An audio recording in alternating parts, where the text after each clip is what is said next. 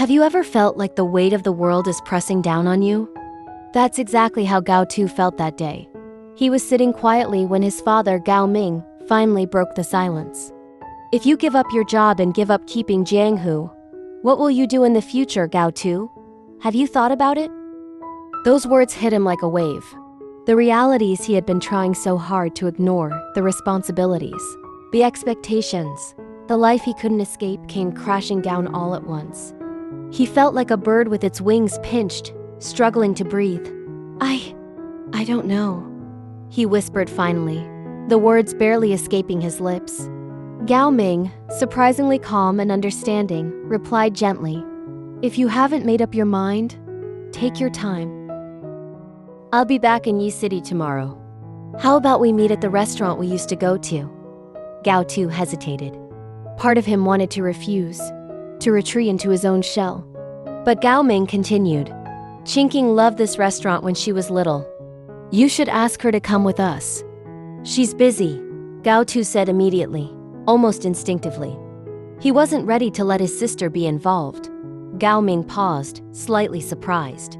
"Really?" "Yes," Gao Tu confirmed. Qing has been catching up on her studies every day during the holidays since she was hospitalized. She definitely won't be able to go out for dinner tomorrow. "Then what about you?" Gao Ming asked, his voice warm, patient, and unusually gentle. "Even if Qing doesn't come, you have to come. Don't worry. I'm not asking for money this time. It's just a simple meeting. We haven't seen each other for a year, right? Family should always act like family." Gao Tu stayed quiet. His heart ached. He wanted to say yes, but something held him back. Then, a soft, heavy sigh came from the other end of the line. "Little Bunny, was Daddy very rude in the past?" Hearing the nickname from his childhood hit Gao Tu like lightning. He remembered all the times he had been comforted, protected, and even scolded, all by the same man now on the phone. "No," Gao Tu said softly, almost against his will. "The bad luck is over." "Yeah," Gao Ming responded, finally turning on the speakerphone and sending a string of addresses to Shen Wenlang while still talking. "That's settled then. See you tomorrow." "Okay. See you tomorrow," Gao Tu answered. Meanwhile, somewhere else tension was building. "With you obediently, do you?" Hua Yong's familiar tone carried through the line. Shen Wenlang's expression darkened immediately. This little lunatic had been acting like he knew Gao Tu very well lately. His familiarity irritated Shen Wenlang, as if his territory had been invaded. "Don't act like you know him that well," Shen Wenlang snapped. "You've only known Gao Tu for a few days. I've known him for 10 years. I understand him. In the past, if I told him to go east, he'd never go west." Hua Yong just smiled. "You said that was in the past. Want to make a bet? I bet that the next time Secretary Gao sees you, he'll run faster than a rabbit seeing a wolf." Shen Wenlang fell silent. He didn't want to argue anymore. Hua Yong didn't see himself as warm-hearted, but he couldn't ignore Gao Tu. On the night of the banquet, when he saw Gao Tu running out of the employee lounge in a panic, he had paid close attention. Gao Tu carried a strong Omega scent, the same one Hua Yong had noticed before in the shantytown. At first, he thought something had happened between Gao Tu and that Omega during the banquet. But soon, he realized it was more complicated. Hua Yong's sense of smell was sharper than normal. From Gao Tu, he detected another familiar scent, Shen Wenlang's alpha pheromones. The two strong scents mingled together, with a hint of desire, alerting Hua Yong immediately. Back to GaoTu.com. He couldn't stop thinking about his father's words. The idea of stepping away from his work and responsibilities terrified him, yet staying felt suffocating. He was stuck in the middle, unable to move forward, unable to look back. Gao Ming, noticing his son's hesitation, tried to make it easier.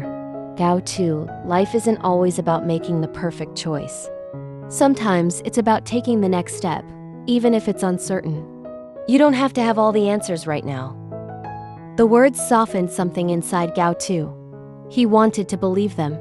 He wanted to feel safe enough to let go, even just for a moment. "Dad!" he started. But no words came out. He realized that even though he was afraid, he missed this, the simple connection, the warmth of family, the sense that someone truly understood him. "Little bunny," Gao Ming said again, voice calm and comforting. "We'll figure it out together. You don't have to do it alone." At the same time, Shen Wenlang was growing increasingly frustrated. He watched Hua Yong's behavior closely, noticing the little things, the way he seemed to know Gao Tu's habits, how he anticipated his reactions. It made Shen Wenlang uneasy. Gao Tu was his territory, his person, and the idea that someone else could understand him so quickly felt like an invasion.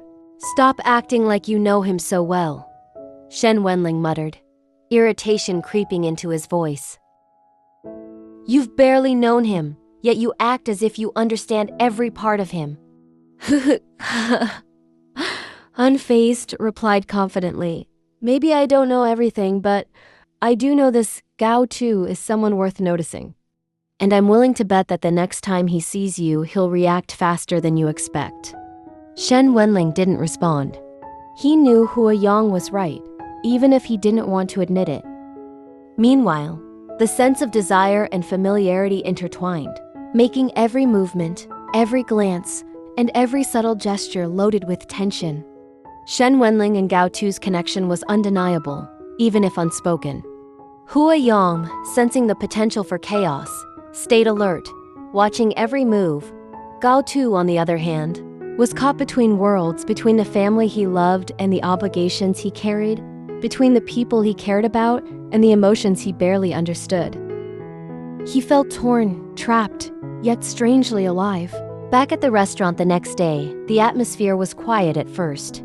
Gao Tu arrived, hesitant but willing. Gao Ming greeted him warmly, and for a moment, all the tension seemed to melt away. "Sit, sit," Gao Ming said, motioning to the chairs. "It's been too long." Gao Tu took a deep breath and sat down, feeling the weight of the past slowly ease. Even without his sister there, without the distractions of work, the moment felt peaceful. "Family should always act like family," Gao Ming repeated softly. "No matter what happens, remember that." Gao Tu nodded. Something inside him shifted. For the first time in a long time, he felt like he could breathe again. Meanwhile, in another part of the city, Shen Wenlang was pacing. He couldn't stop thinking about Gao Tu, his reactions, his expressions, the way he carried himself. The mingled sense of alpha and omega haunted him, making his heart race and his thoughts spin. Hua Yong, noticing Shen Wenlang's discomfort, smiled quietly. He knew Gao Tu had an effect on people. He knew Shen Wenlang would soon realize just how complicated, how intense, and how consuming Gao Tu could be.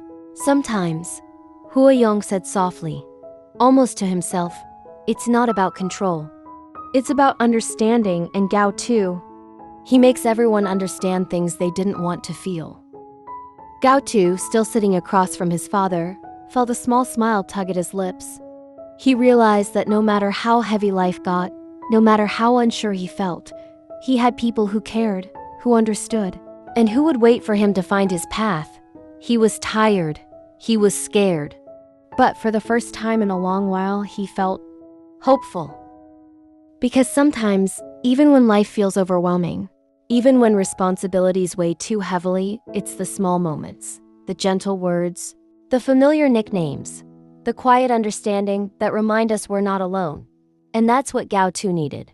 That's what made him start to believe that maybe, just maybe, he could face the future after all. If you enjoyed this chapter and wanted to see what happens next, don't forget to like, comment, and subscribe. Hit the notification bell so you never miss an update, and share this story with friends who love a good emotional journey.